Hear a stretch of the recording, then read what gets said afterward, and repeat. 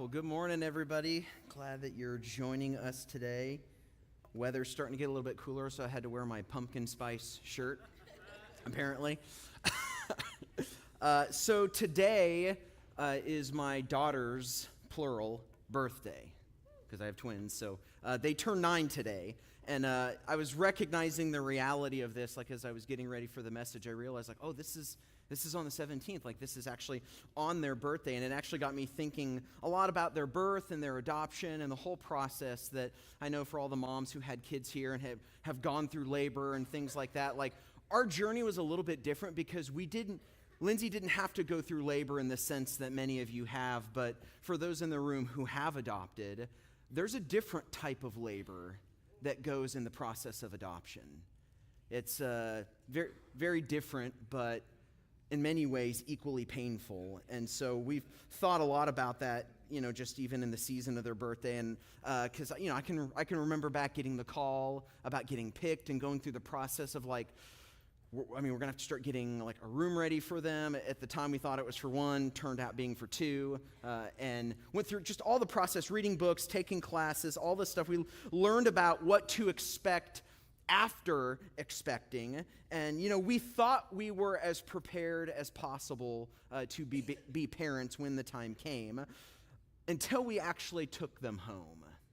Like many of you probably remember going home from the hospital and realizing there's now no nurse with us to pick up the slack, to change diapers in the middle of the night so mom can get sleep. Like there's no one there to do feedings when we're just like dead exhausted. Like, it's on us now.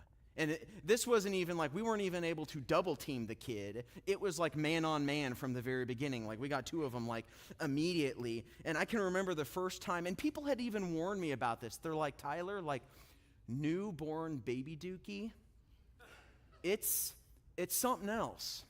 Like it's just something else. They compared it to black tar. They said it's like black tar. And I'm like, oh, okay. And I remember the first time I changed one of their diapers, and I'm just like, oh, foul demon from the pit of hell. Like, Jesus' name, I bind thee.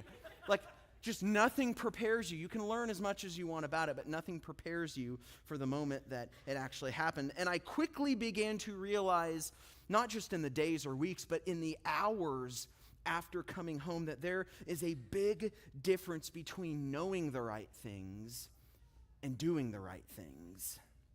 I mean, how many other people have felt that in the room? Like you thought you knew what you were in for in something in life, but no amount of books or classes prepared you for the screams or the sleep deprivation or the newborn demonic baby dookie. Like no one prepares for you. No matter what anyone says or gives you can prepare you. That experience in many ways is the best teacher. Now, I bring this up for a reason, because we're continuing this series we're doing called Hope for the Scattered. We're looking at the Apostle Peter's 2 letters that he wrote to the scattered Christians throughout kind of the Greco-Roman area known as Asia Minor, which today is present-day Turkey. And so the language he uses in the letter, just like the Jews in the ancient Old Testament, who were scattered throughout the world, outside of the Promised Land, and were called exiles and foreigners, so followers of Jesus are in some ways scattered throughout the world in a place that is technically not their home. That we find all of ourselves, if you belong to Jesus, you find yourselves at certain moments longing for what real home is, a home that has not yet come, but because of Jesus' death and resurrection, this new birth that we receive, this living hope through our new birth, gives us hope in a very, very dark world. And so we're continuing today, picking up where Van left off last week, in the second half of chapter 2, going into the first part of chapter 3, as Peter begins to move past theory, philosophy, and begins to move to very practical application to our lives. Because a lot of times it's one thing to talk about high-minded theology and high-minded theory, but then there's some of us that are just, we're just pragmatists. And you find yourself just wondering, so what? You talk about all these theological ideas, but what does it actually mean for our lives? Like practically, how do I live out my faith? And so Peter here in this part of the text begins to tease out in very practical ways what applying the gospel to our lives looks like, especially applying it to our relationships. And so in 1 Peter 2, starting in verses 11 and 12, he unpacks this with great practicality. And this is what he writes. So he starts out, "Dear friends," so he's like making a shift from what he's talking about before, "I urge you as foreigners and exiles to abstain from sinful desires which wage war against your soul. Live such good lives among you, among the pagans, that though they accuse you of doing wrong, they may see your good deeds and glorify God on the day that he visits us." So in some ways, these two verses serve as almost title verses to all of the next several passages that we're going to be looking at. He gives kind of these verses almost become like a golden thread that is woven throughout the next subsequent verses, which we'll cover in a moment. So the very first thing he says is abstain from the sinful desires, and I love the language that he uses, that wage war against your soul. Previous series from this, we did a series called Battle Ready, talking about, there's battles in the world, and God is calling the church to rise up and be prepared and be ready for those battles. But we often don't realize that the battles are not just out there, that actually most of the time the battle begins in here. That though we belong to Jesus, though we have that living hope through the new birth, being born again into Christ, there's still a flesh there. And Paul laments about that, of saying, man, there's lots of things that I don't want to do that I find myself doing. And things that I do want to do that are good, and I find myself this natural resistance in me, that the flesh and the spirit are constantly at war with each other. And that's a battle that's just within me. Before it even begins to exist outside the world, the battle begins in me. So that's what he's naming, is that, man, there's a war going inside each of us as we are slowly becoming more and more like Jesus, that there's a death that has to occur, which is hard. But that's not all. He goes on to say, but also it's not enough to just focus inwardly and worry about what's just going on inside of you. That's important, and it's interesting that he places it first, and I think the order of this is important, because eventually what is inside can't just stay inside. Eventually it has to affect the world around us. And so he goes on to say, live good lives among the pagans. Now, pagans being those who do not belong to faith. They were worshiping the Greek or Roman gods. Anyone who is not a part of the Christian faith. Of saying, be careful how you live your life around those who do not belong to the faith. Even if they disagree with your beliefs, we are called to live in such a way that it becomes a witness to those around us. That in some ways Christians should exist in a way in the world where there may be people you work with, or people you might even be in your family, extended family, or maybe even your spouse, where it's like, yeah, you believe really weird things. And sometimes if you try to explain some of our basic beliefs to people, it does sometimes sound kind of weird, some of the things that we believe, just explained in a vacuum. But he says, but live in such a way that though they disagree with you, they can't help but glorify God, because they realize there's something different about this person. Though I may disagree with their beliefs or think it's weird, I can't disagree with the impact that they're having in this world. And so by naming this, Peter is naming a reality about that should just be the nature of us. And this is why I think these two verses are ordered the way they are, is he's wanting us to know that inward change that does not become outward change is no change at all. Inward change that does not eventually become outward change really isn't any change at all. And I remember Tim Maxon always saying this to me. He's like, Tyler, if you've not been changed, you've not been changed. You can claim change in your life, but it's actually not manifesting in your life in various ways. You have to question whether you have actually been changed at all. And so Peter has spent the last chapter and a half unpacking why we should be changed because of the gospel and that living hope through the new birth that he talks about in chapter 1, about that change that is supposed to occur. But again, theory is not enough.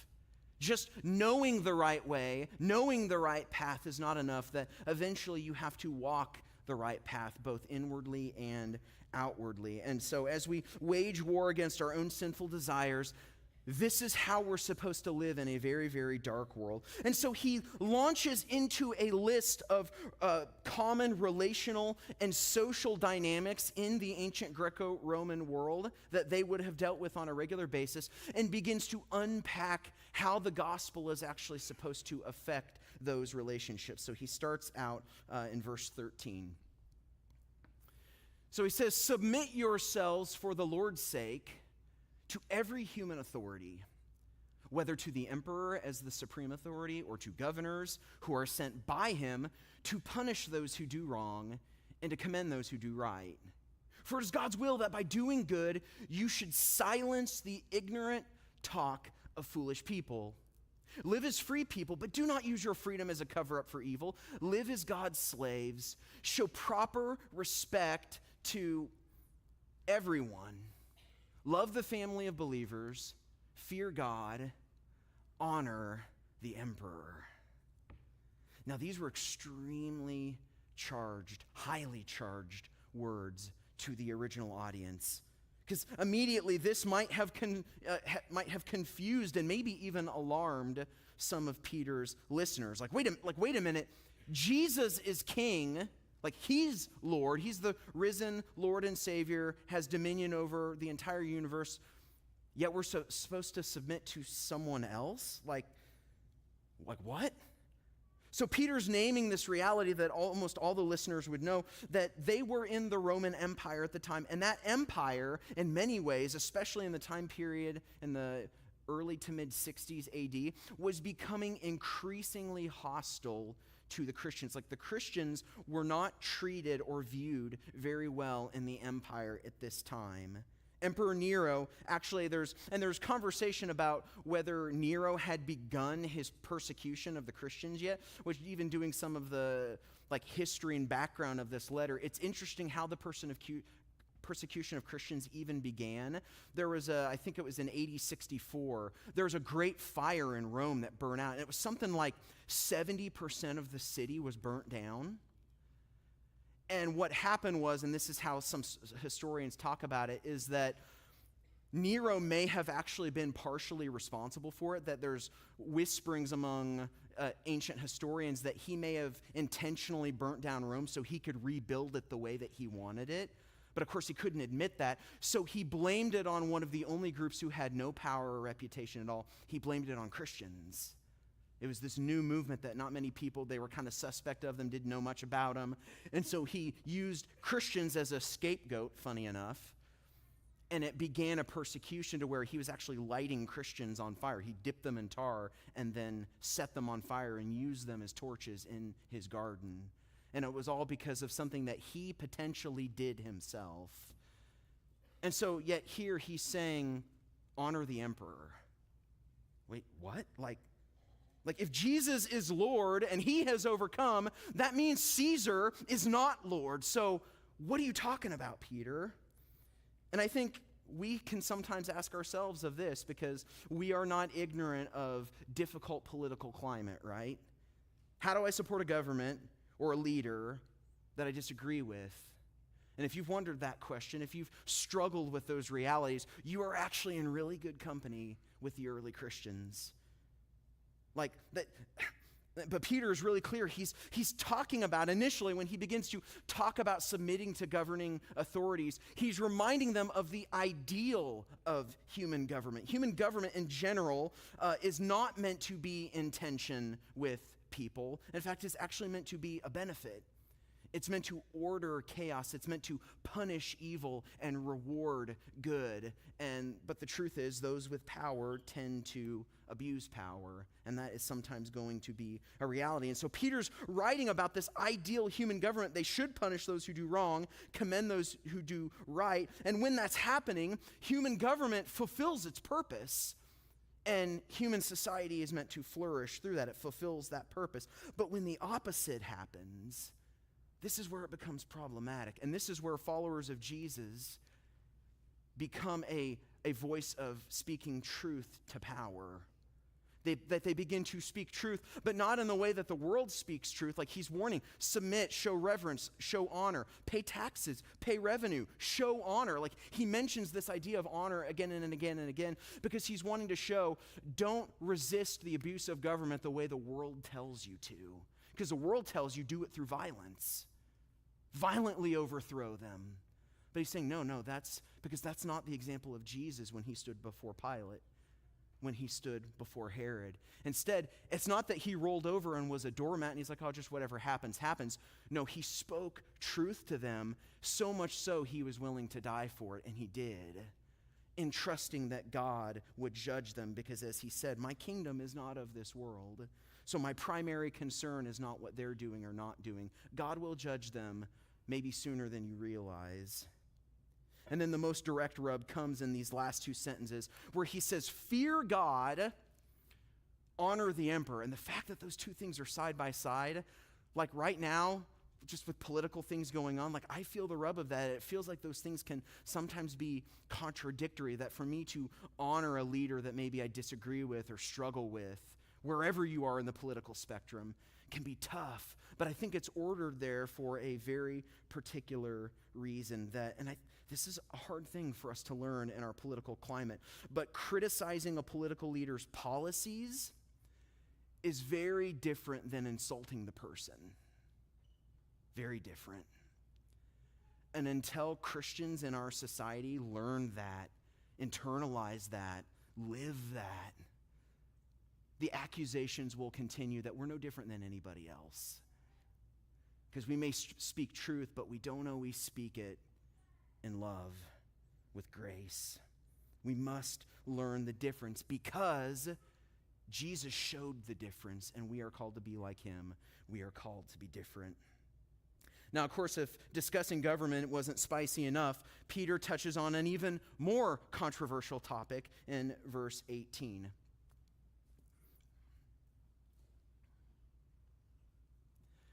Where he writes, slaves, in reverent fear of God, submit yourselves to your masters, not only to those who are good and considerate, but also to those who are harsh. For it is commendable if someone bears up under the pain of unjust suffering because they are conscious of God. But how is it to your credit if you receive a beating for doing wrong and enduring it? But if you suffer for doing good and you endure it, this is commendable before God. To this you were called, because Christ suffered for you, leaving you an example that you should follow in his steps. He committed no sin, no deceit was found in his mouth, and when they hurled their insults at him, he did not retaliate. When he suffered, he made no threats. Instead, he entrusted himself to him who judges justly. He himself bore our sins in his body on the cross so that we might die to sins and live for righteousness. By his wounds you have been healed. For you were like sheep going astray, but now you have returned to the shepherd and overseer of your souls. Now, I wish I could spend a little bit more time this morning in this passage than I am able to, because honestly, historically, this is a highly charged of several passages around the topic of slavery. And I think considering like the dark stains of some of our history with American slavery, it's hard for our minds not to go there. And this passage can almost sound like, if we just read it at first glance, without understanding the context, without understanding the situation, the locale in which Peter was speaking, it can almost sound like Peter's telling them, in essence, be passive. Collude with your slave masters and collude with widespread injustice of slavery in the world. Now, that's not what he's saying, and I'm going to unpack it a little bit here, and we've talked about this every week in this series, that if you actually want to hear me unpack this passage and some of the other ones we're going to be looking at a little bit more in depth, subscribe to the New Hope Underground podcast, where my wife and I actually spend about 30 to 45 minutes unpacking this passage a little bit more in depth, because there's lots of spicy things around government and slavery and marriage, husbands and wives. We're coming up on that. So, which Lindsay was joking with me. She's like, hey, thanks for inviting me on to talk about the passage about government and slavery and marriage, all those things. Like, great topics. I'm really excited. But it's amazing how when you see how the gospel is woven through, as this thread throughout it, how powerful it can be. So I'm not going to be able to really go in depth on this, but I do want to say just a few things around this passage just to give some context. I want to point out two things real quick before we move on. One thing is to know that word that is translated slave, at least in the NIV, is historically a very complicated word to translate. That in some translations is translated as servant. Some places it's translated as slave. And we hear slave and we think American slavery, but the Greek word that is translated there is the Greek word oikotai. It literally means of the household. So in some ways, as I've read, I've sometimes wondered if the word servant might be actually a little bit more accurate, because this word oikotai is assuming almost someone who's more akin to, and I say this in the podcast, Alfred the Butler, like Batman's servant. Like someone more like that than a slave being beaten in the fields. That slavery, American slavery, was probably the most brutal and ruthless rendition of slavery in human history, unfortunately. But slavery in the ancient world, though not okay, was far different than the slavery we've experienced in our own history. And so he's speaking to these workers, essentially, almost like the indentured servants of the colonies, of those who, because of economic debt or various reasons, they're committed to a period of time of serving in someone's household or something like that, but eventually, once they've served and paid off their debt, they are freed.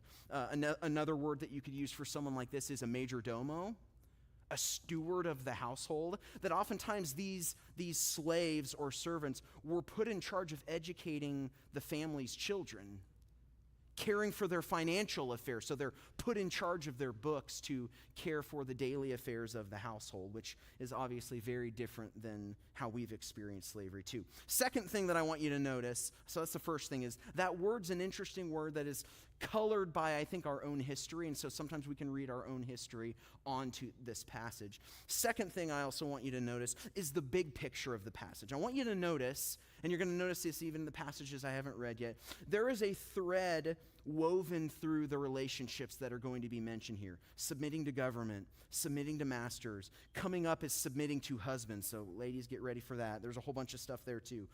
All of these passages are coming from the perspective of those without power in the ancient world. It's interesting that Peter's speaking to these groups of people who historically in that time had no power. And Peter even fits in some of those categories himself with his own relationships. And so he's speaking to them because there's a lot of threads of suffering in 1st and 2nd Peter. And so he's almost pointing out, these are the groups that have likely experienced suffering in their daily life.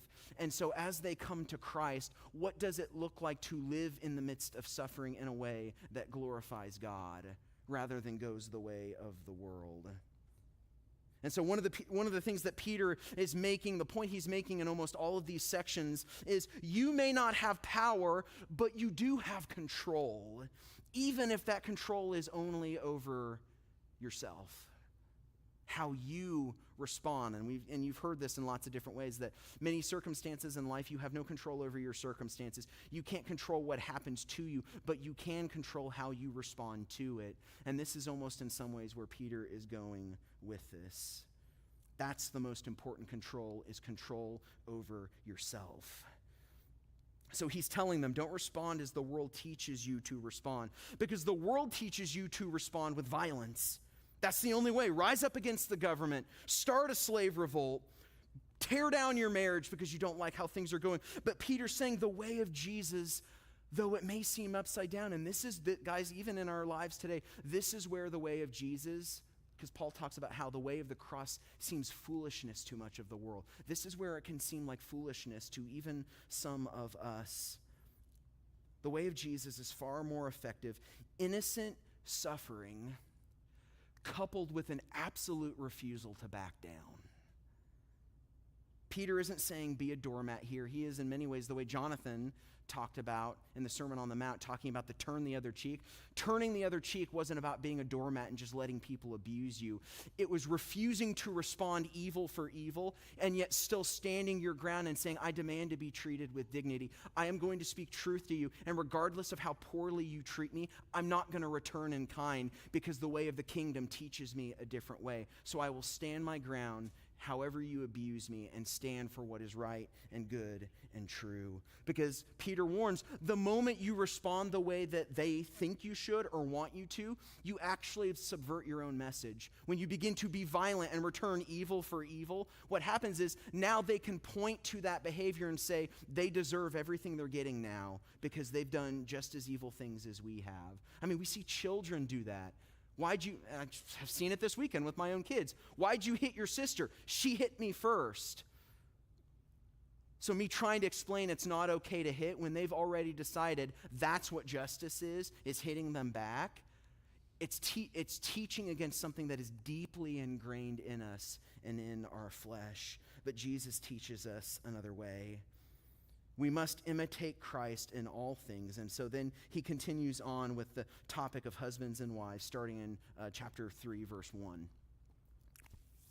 So he says, wives, in the same way, so again, this thread of what it looks like to control ourselves, respond even in a place of disadvantage, in a place of lack of power, continues. He says, wives, in the same way, submit yourselves to your own husbands, so that if any of them do not believe the word, they may be won over without words by the behavior of their wife. So again, this isn't just they're not doing these things for their own sake. They're doing it for the sake of those who don't know Christ, so people might see and glorify God when they see the purity and reverence of your lives. Your beauty should not come from outward adornment, such as elaborate hairstyles, the wearing of gold jewelry, or fine clothes. Rather, it should be that of your inner self, the unfading beauty of a gentle and quiet spirit, which is of great worth in God's sight. For this is the way the holy women of the past who put their faith in God used to adorn themselves. They submitted themselves to their own husbands like Sarah, who obeyed Abraham and called him her Lord. I'll come back to that, ladies, don't worry. Every lady who reads that cringes a little bit, like, call your husband Lord. I'll come back to that. You are her daughters if you do what is right and do not give way to fear. Now, once again, Peter's addressing a group of people without power in the ancient world, wives. Because again, in the ancient world, marriage was the only way for a woman to have any kind of security, any kind of safety, any kind of protection. That in the ancient world, women were viewed as property, essentially, like in Greco-Roman world. They were viewed as property. First, you're property of your father. And then when you get married, essentially, you're making a deal with another family. That's why marriages were arranged like that. And it's still like this in some places in the world. There's almost an advantageous economic deal made between families. And I'm giving my daughter as some sort of property to be given. And now I'm the property of my husband. Now, thankfully, things aren't necessarily like that now, but Peter's words still speak truth in many ways, like he did with government and with slaves. Peter, he's flipping the expectations upside down of the way the world viewed these relationships, and he's applying the gospel to the way these relationships, operate. He's saying, just like he said, you don't submit to the government because they'll crush you. You do it because God has ordained government to form chaotic society. You don't submit to your master because he'll beat you. You do it as a witness of righteousness in the midst of unjust suffering. And then as for wives, you don't honor your husband because you're his property. You do it, one, to win him over to the faith by your reverence and behavior. And two, you honor him as the whole family is meant to find and follow Christ. So what does it look like to stand? This is essentially what Peter's asking. What does it look like to stand in a position of strength when societally you are not in a position of strength? And here's what I mean. See, in the ancient world, women had, again, no power, no ability to influence things. And so oftentimes they had to use what they did have, and this is why Peter mentions the things he did, beauty and sexuality. Had to use the things they do have to influence things in certain ways. And so what Peter's saying here is a follower of Jesus doesn't have to use their beauty or their sexuality to get what they want. That true beauty, true power comes from within, from a purity and a reverence of life surrendered under the lordship of Jesus. That your loyalty to Jesus is what is going to win your husband over, not manipulating him with your prowess in bed or how beautiful you are. And unfortunately, in some ways, things have not changed that much even in our society now, especially our extremely hypersexualized society now, where we are teaching and reinforcing to women, and I think about my 9-year-old daughters, that they are going to be learning this from society in general, and we have to do everything we can to teach against it, that your worth and value is found in your sexuality.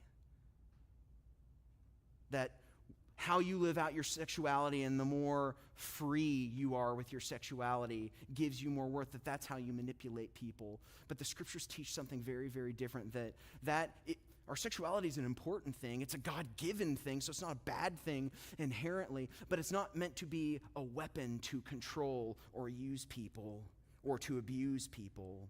Instead, it's something God-given to us within the context of marriage. And so for Christian women to learn what it means to, with the beauty of an inner and quiet spirit, this is what God calls all of us to not to over-sexualize everything in our culture. And this is going to flip the world upside down if we actually would begin to live this out. Now, back to the Abraham Lord passage about Sarah calling, that's an example of godly submission, Sarah calling Abraham Lord. I know every time a woman reads that, she cringes at that passage, like, I'm supposed to call my husband Lord? And I'll just be really, really honest with you guys, like, I struggle with that passage, like a lot, and here's why. Because I have tried for years, 15 plus years, to get Lindsay to call me Lord, and she won't do it. Pray for us. Like, we'll be in bed and like getting ready to go to sleep, and I'll point at the lamp and say, I command you to turn out that lamp. I am your husband. You must obey me. And then we go to sleep with the lights on. Like, I can tell in the moments when I say things like that, she wants to call me other 4-letter words other than Lord. No, actually, I don't have time, unfortunately, to go into it. I actually do. The context of Sarah calling Abraham Lord is found in the context of Genesis 18, and it's really interesting, the context around that and what that is actually about. Again, I go into that more in depth. It actually has very little to do with, do what I say or else, and has everything to do with both the husband and the wife being focused and fully submitted to the will of God. And I know that's slightly vague, but I go into it much more in depth in the New Hope Underground episode. So if you want to talk to why your spouse should call you Lord, subscribe to New Hope Underground, and you can check out the justifications, right or wrong, that I give there. But anyway, finally, after naming all of these groups without power, Peter does give one solitary sentence, one solitary verse to those in power. He speaks to husbands, who back in the ancient world, they would have been the men in government, they would have been the slave masters, they would have been the husbands. So he's speaking to those in power in verse 7 and says this, single sentence but really powerful. He said, husbands, in the same way, so again, this is just following, he's not changing courses, he's applying the same principle to now the person who is in power. And he says, in the same way, be considerate as you live with your wives and treat them with respect as the weaker partner. I know every woman is cringing at that weaker partner thing. I'll come back to that. And as heirs with you of the gracious gift of life, so that nothing will hinder your prayers. Now, it's interesting because for the group of people in the ancient world, like I said, listed here with power, Peter had only one thing to say to that group of people. Be careful how you wield your power. He's not denying it's there. He's just saying, in light of the gospel and that living hope that we have in the glorious new birth, be careful how authority is wielded, because you will be judged by God by how you treat those who are of less positions of strength than you. And here's why. Peter uses a phrase that is often misunderstood, probably a bit mistranslated, calls them the weaker partner. Now, the literal phrase of that can mean like the weaker vessel. And that word weaker, and I talk about this a little bit in the podcast, weaker does not refer to mean like weaker in mind or like morally inferior. It actually refers to someone who is in a weaker standing because you owe money to someone. Like if I owed money to one of you, say you, I owe money to you, I'm now in a weaker position than you are because you have power over me because I owe money to you. When it uses the word weaker there, it's talking about a power disparity, which, I mean, there is a truth of, generally speaking, even from a biological standpoint. Sorry, I'm going to get in trouble for talking about biological men and women. Biological women tend to be physically smaller and usually weaker physically than men. So there's probably a dynamic of that because in the ancient world, but it's even happening today, husbands can often abuse and intimidate their wives physically. I think all of us know someone who has gone through abuse, physical abuse, because of this dynamic that Peter is warning the church about, of saying, you be very careful about the position of strength that you're in, because like any strength that is given to us, it can be abused for unrighteousness. And you will stand before God someday because of it. So be careful how you use your strength. Men could physically overpower their wives, could abuse them. In the ancient world, they possessed all of the economic and social power, including divorce. I mean, it wasn't up until like not that long ago, women could never initiate divorce, no matter how badly they were treated. And it was even more so back in the ancient world. So literally, they could be emotionally intimidated in every possible way, and there's nothing they could do about it. But what Peter's saying is, it should not be so for those who have experienced the new birth in Jesus. That is not the way Christian men should treat their wives ever. They should never wield or exploit their power over their wives, but instead honor them and respect them. Because this is what Jesus did for his bride. He didn't wield his power and authority over us as a bludgeon. He gave his life sacrificially. In fact, he even lended his power to us through the Holy Spirit, so that we could accomplish the things he's called us to do in the world. So we should have no problem saying, yes, Lord, to Jesus, because it's not for our own sake that we're doing it. It's for the sake of the world that he loves, the world that he wants to redeem. See, whatever role we find ourselves in, whether it's with the government around us, in our work relationships, or in our families, our behavior toward them should only ever imitate Jesus, should serve as a testimony to others of the changing power of the gospel that can't be denied even by those outside of the church. And we can study and learn and read about these things all day long, but as I mentioned at the beginning, there's a huge difference between knowing the way and actually living it out.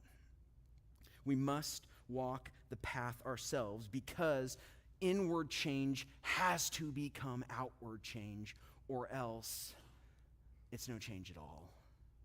Will you stand with me?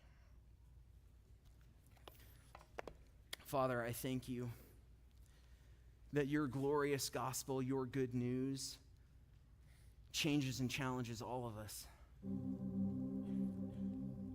You call us to live a very different way than the rest of the world, and so we're thankful for that. And though it grates against our flesh sometimes, because we want to be the ones who get the final say. We want to be the ones in power. We want to be the ones who have advantage over others. But you teach us a different way. You teach us to give our lives away,